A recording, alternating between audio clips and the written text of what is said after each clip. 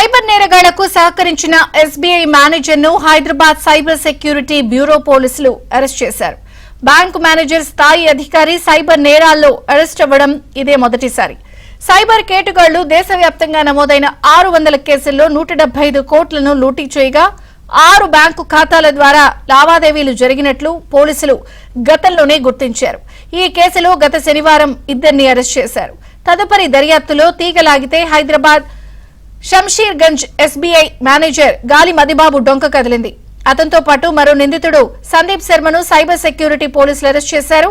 వీరిద్దరూ సైబర్ నేరగాళ్ల కోసం కరెంట్ అకౌంట్లను తెరవడం, నేరాలకు సంబంధించిన కోట్లను విత్డ్రా చేసే అవకాశం కల్పించడం, ఇతర ఖాతాలకు నగదు బదిలీ చేయడంలో కీలకంగా సహకరించినట్లు ఆధారాలను సేకరించినట్లు సైబర్ సెక్యూరిటీ బ్యూరో డైరెక్టర్ తెలిపారు.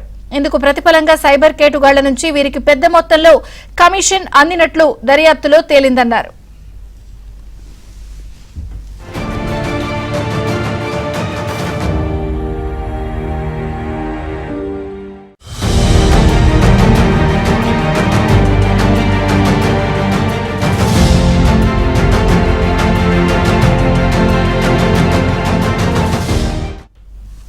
హైదరాబాద్ షంషీర్గంజ్ లోని ఎస్బీఐ బ్యాంకు బ్రాంచ్ లో అనుమానాస్పద ఖాతాలు ఉన్నాయంటూ జాతీయ నేరాల నమోదు విభాగం పోర్టల్ కు తొలుత ఫిర్యాదులొచ్చాయి.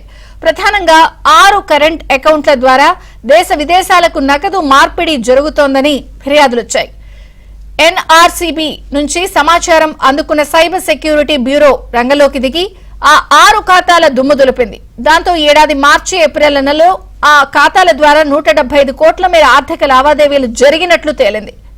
ఈ మొత్తంతో దుబాయ్ కేంద్రంగా జరిగిన 600 సైబర్ నేరాలకు లింక్ ఉన్నట్లు గుర్తించారు.